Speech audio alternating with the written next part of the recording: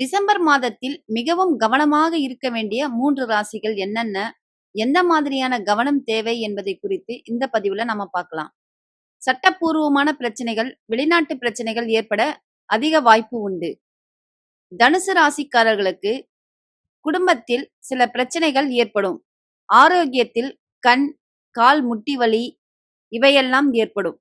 மகர ராசிக்காரர்களுக்கு வெளிநாட்டு பயணங்களால் தொந்தரவுகள் ஏற்படும். ஆரோக்கியத்தில் கவனம் தேவை. மேச ராசியில் பிறந்தவர்களுக்கு பல பிரச்சனைகள் ஏற்பட வாய்ப்பு உண்டு. சட்டப்பூர்வமான பிரச்சனைகள், வெளிநாட்டு பிரச்சனைகள்.